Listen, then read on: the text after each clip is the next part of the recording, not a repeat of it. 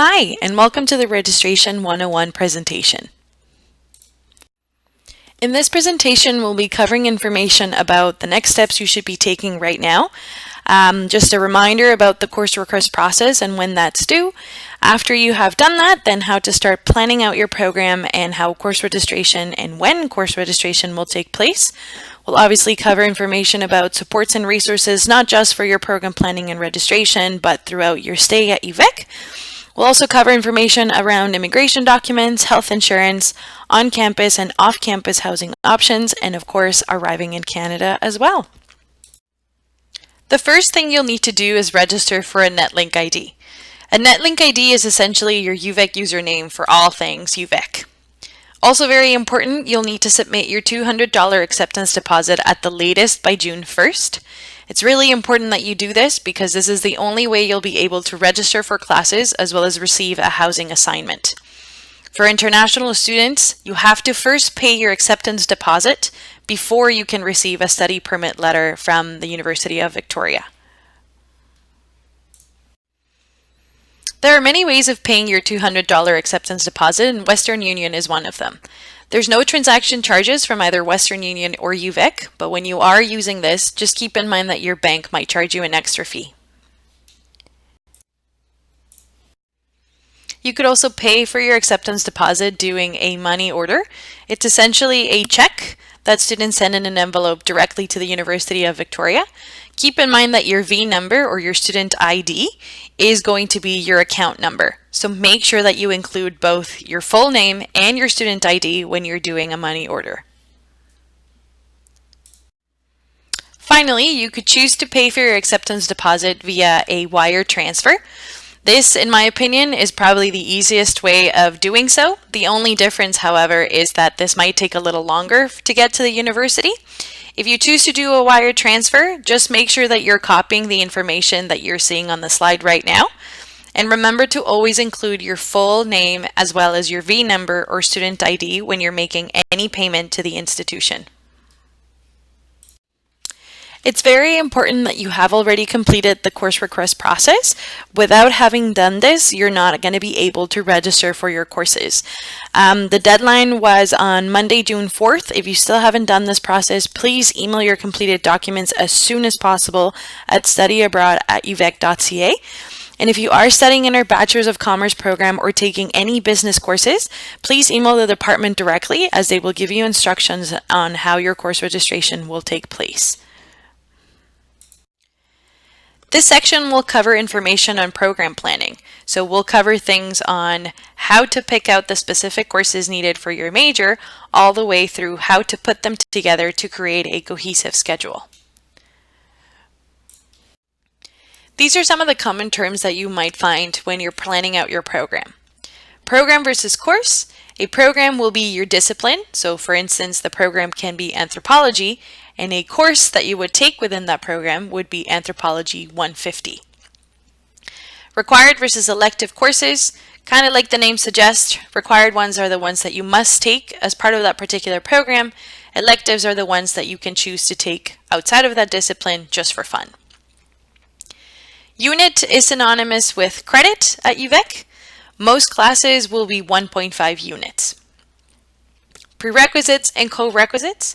A prerequisite is a class that you need to take prior to entering or registering for a particular course. A co-requisite is a class that you need to take alongside another particular class. These examples will make a bit more sense later on when I show you program planning worksheets. A section is essentially a different time that a class is offered at. So one particular class might have several sections, a morning section, a mid-afternoon section, or an evening section.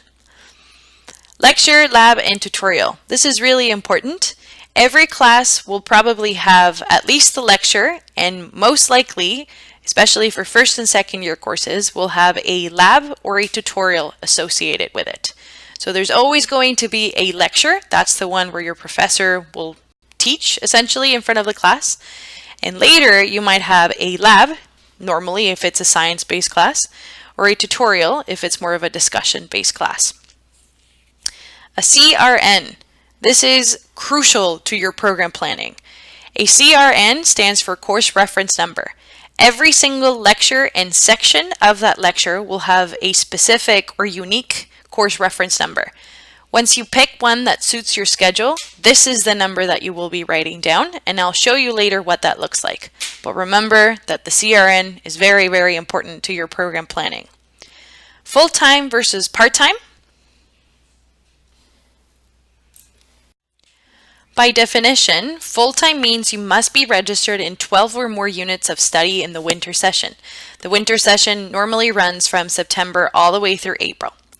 For some of you, you might be taking co-op work terms, so keep in mind that being registered in a co-op work term also counts as full-time attendance. This is really important specifically for international students, as this has implications on your immigration documents. So please make sure to understand what full-time means. To keep it a little bit simpler, full-time means being registered in 5 courses per term. Normally, that's what most students tend to take. That's the standard. 4 courses per term is also considered full-time, and this is the minimum that's required for UVic scholarships. 3 courses per term is also still considered full-time, and this is the minimum number of courses that's required in order to remain eligible for financial aid purposes, as well as remain eligible for on-campus housing. Based on the information we've covered so far, this will hopefully paint a picture as to what to expect when planning out your courses. Remember, it's not just the course that you're looking at that you're registering for, as it might also have co-requisites and prerequisites that you might need to keep in mind. Your course will always have a lecture component, but it's very, very likely that it'll also associate a lab or a tutorial with it. So when you're looking at the course, make sure to make room and plan for it having a co-requisite, a prerequisite, a lab, or a tutorial. Some of the resources that you might have already made use of include the academic calendar and the online course timetable. So the calendar will actually show you all of the different courses offered at UVic, and the timetable will show you when these courses are being offered. When you're looking at the course calendar, you'll see all of the courses of instruction at UVic, but they're split by fields of study. So if, as part of your program, you know you need to take a certain number of math courses, all you need to do is click under the M section and go under the section that reads Math. When you do so, it's going to take you to all of the mathematics courses offered at the undergraduate level in this particular field. So if you know you need to take a particular calculus course or an algebra course, so on and so forth, you're able to see them all listed in this particular page. Again, split by discipline, so it's a little simpler for you to identify the specific courses you might need to look for as part of your study abroad term. Say, for instance, that you need to take Math 100 as part of your program. Math 100 would be Calculus 1. You can see that it's 1.5 units. Generally speaking, most courses at UVic will count for 1.5 units. Next to the hours, you can see it's 3 hours of lecture, 0 hours of lab, and 1 hour of tutorial. It's very common that first and second year courses will have a lecture or lab component associated with them. So in order to identify whether there is one of these components, you'll always want to look at the hours. The first number will always indicate the hours of lecture.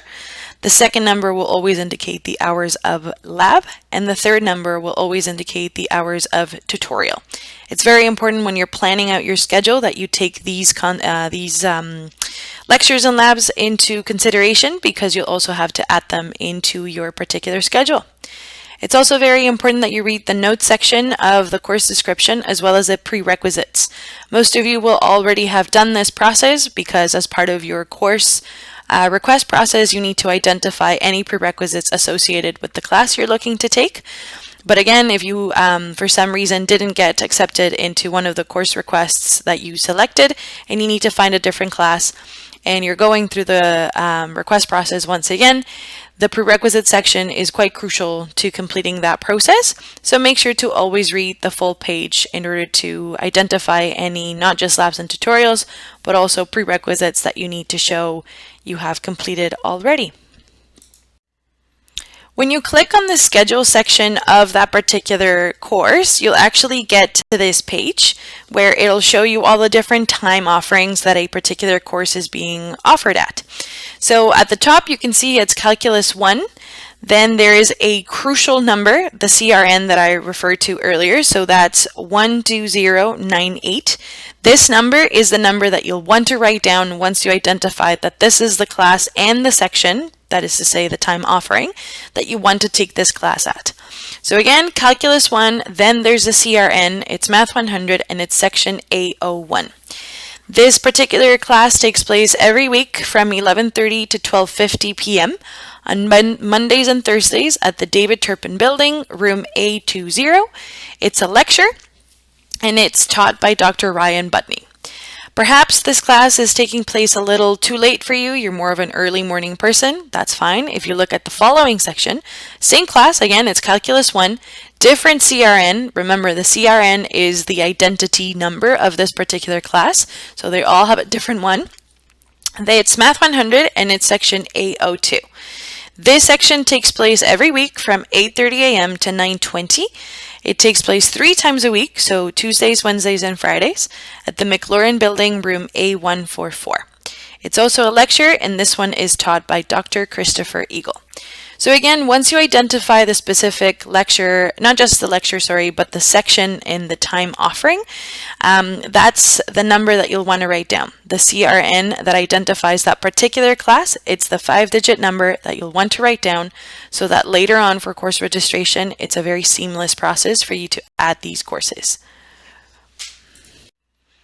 If you skip scrolling down that page, you'll get to the tutorial part. So remember, once you identify that there is a tutorial or lab associated with your class, they'll all be listed under the same class name, just under a different heading. So rather than here reading A01, now you read T01, T02, T03, and under the schedule type, you'll actually see that it's listed as a tutorial as opposed to a lecture. So again, this one's Calculus 1. The CRN number is 12103. It's the tutorial for Math 100. It's offered every week from 9 a.m. to 9:50 on Mondays at the Clearview Building, room C109. Again, it's a tutorial and the instructor is yet to be assigned. Again, different time offerings or different sections of this particular tutorial might fit your schedule best. So just because you are registering for, say, section A01 does not mean you have to register for tutorial T01. They do not have to match. All they need to do is fit your schedule. So don't be concerned if you registered for lecture A01 that you have to register for tutorial T01. As long as you register for 2 that fit within your schedule, that is totally fine. The numbers don't have to match. Once you start writing down the CRNs and the specific times that these courses take place at, your schedule will start taking shape. So maybe you are a pretty early morning person, and this is what that might look like for an early morning person. You'll have class usually from 8:30 a.m., but you're actually done pretty early. You're done around 2 p.m. every day. Then you have your afternoons off to have dinner with friends, to play a particular intramural, potentially watch, Riverdale on Thursday nights whenever they release a new episode. Again, you can create a schedule that really does fit your needs, not just your study habits, but your actual just needs throughout the day. Contrary to that, this might be a different type of schedule for maybe a later morning or a later start kind of person. And that's totally fine. That is why there's sections, so that students can hopefully get away with creating a schedule that fits their particular study habits and needs throughout the day. So this person starts usually at 11:30, and some days, like maybe Tuesdays, they end roughly around 7 p.m., but they did start pretty late in the day. They started around 2. So if this looks like it fits your personality and your needs a lot more, again, keep in mind that that's the whole purpose of sections, for students to create a schedule that really resonates with their particular routine throughout a day or a week. Some tips to give you while you're program planning. Again, make sure to explore all of your course options, not just the required ones, but also the elective ones. UVic offers courses pretty much all across the board in some very interesting topics, so make sure to explore the ones that might resonate with you, even if they are outside of your specific program of interest. Another tip, when you're looking up your courses, really take time to find out when each course is being offered and how your schedule will look. So again, make sure to put together the schedule so you can actually see that the courses fit along with your tutorials and everything else that you do on a daily basis. So if you play sports, if you play an instrument, remember to plan for that as well when you're adding your courses to your schedule. We're doing this presentation ahead of time so you guys have enough time to build your timetables and really find out what fits your schedule well ahead of your registration date and time. So hopefully you have enough time to really put it together, be happy with it, and when your registration date and time comes along, you're ready to go. Finally, but definitely very important, remember that if your course has an associated lab or tutorial, you have to add it to your timetable. And you, very importantly, have to register for these in addition to your lectures. So remember, it's not just the lecture that you're registering for, it's very likely that it'll also have a lab or a tutorial associated with it. So take time to find out when that's being offered and make sure you're adding it to your timetable as well. Now that you've put together a proposed study plan and a schedule, the next step is for you to actually register for courses. So once you have put together your schedule, course registration will follow. Remember, you need to submit your $200 acceptance deposit and make sure to send us your course requests at studyabroad@uvic.ca. If you do not do these two steps, you will not be able to successfully register for courses. You will register for courses later on, usually around mid-June, and you will receive an email to your preferred email account once you have been assigned a registration date and time. The actual body of this email will not tell you the registration date and time. Instead, it'll tell you that you need to go into your My page to check your registration date and time. So what you'll need to do is, again, go to your My page to check when you need to actually add and drop classes at a particular time. And a reminder again that course registration will open mid-June. So you'll receive the email sometime in the first 2 weeks of June, letting you know that you've been assigned a date and time, but course registration dates won't actually open until about mid-June. So you've paid your acceptance deposit and you've received an email that says you've been assigned a registration date and time. The first step will be for you to sign in to your My page. Maybe some of you have already done this, but if you have not, when you go into uvic.ca, on the upper right-hand side of the page, you will see a green button that says Sign into UVic, and you will want to click there. When you do so, you will see this page. It's going to ask you to put in your NetLink ID as well as your password. So you will put in your NetLink ID, your password, and then sign in. When you do so, you're going to see this page. You'll want to make sure that on the left-hand side, you're in the Student Services menu. And on the main page, that'll be a couple of tabs starting from News, Hold and Alerts, and so on.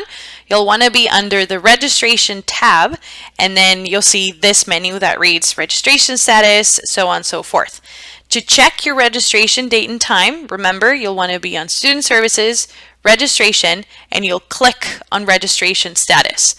When you do so, it'll actually show you when your registration date and time takes place. So perhaps it'll be on June 21st at 9 a.m. So you'll want to write that down because that is the date and time that you've been assigned to actually register for courses.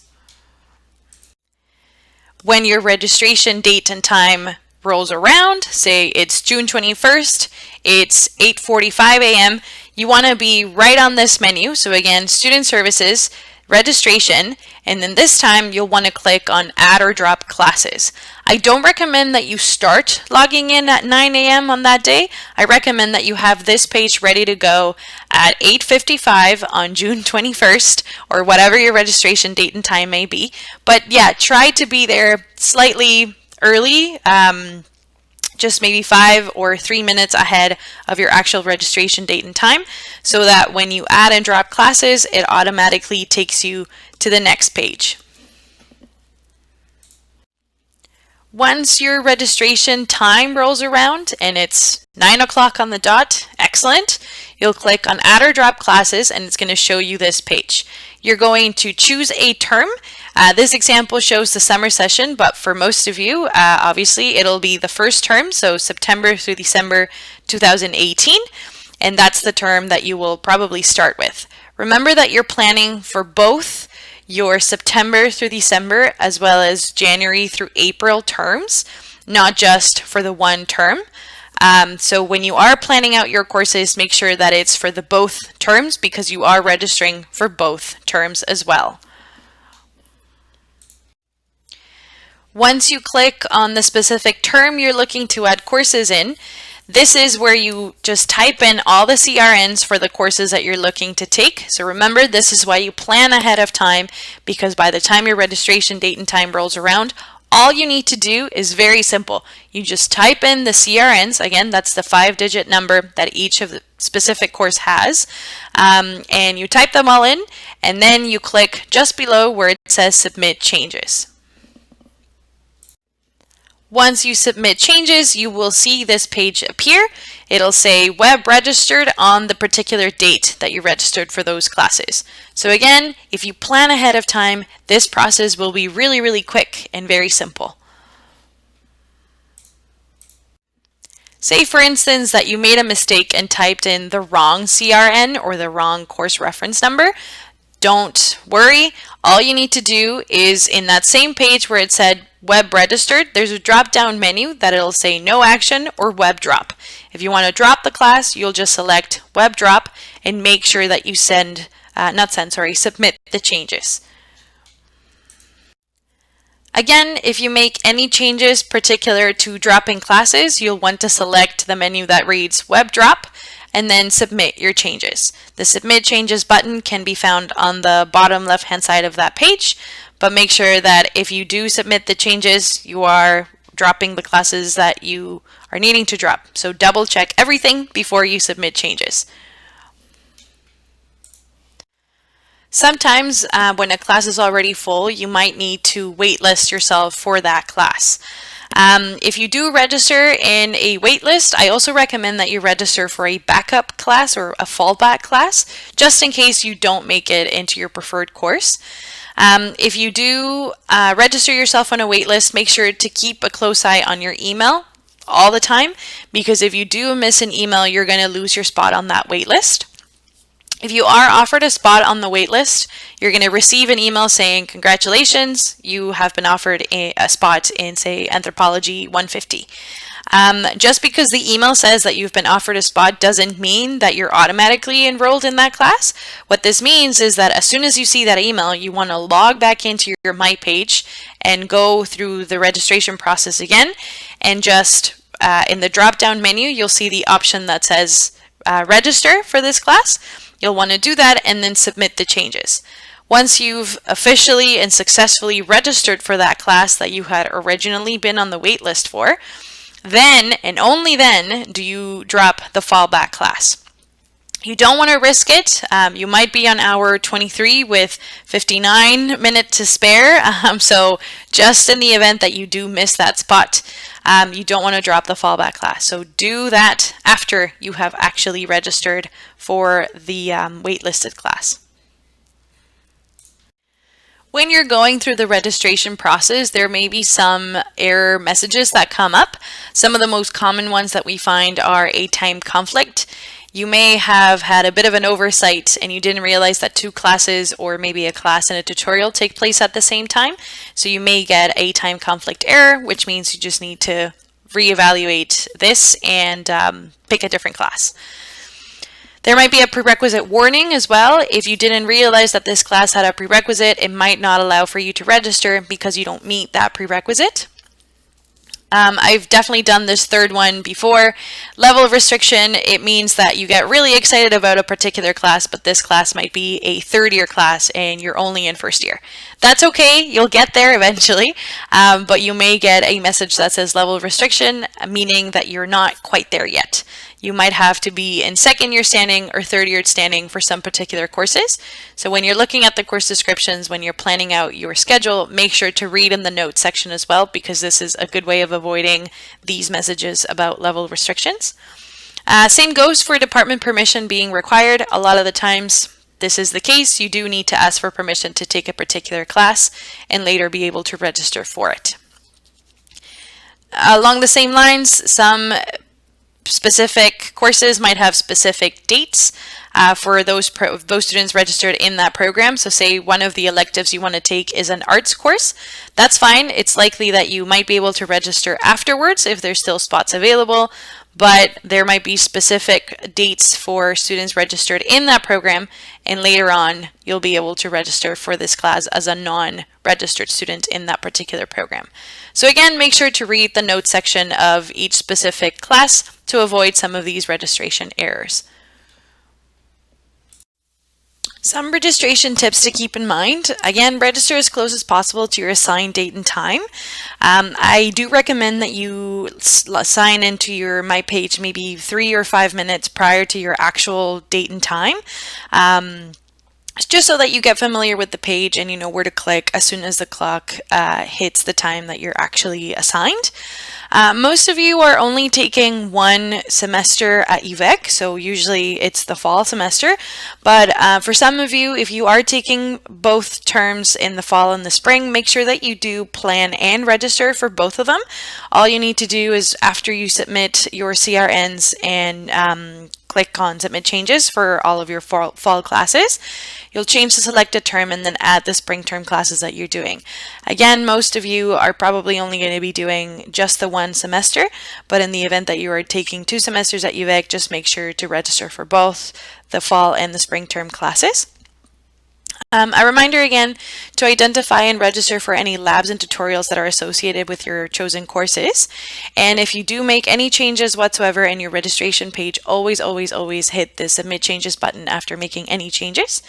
And finally, if you waitlist a class, make sure to stay up to date on that waitlist status, because again, it's crucial that as soon as you receive an assigned slot and they say congratulations, you have a spot in the class, you'll want to register or go into your My Page and then register for the class and submit all the changes.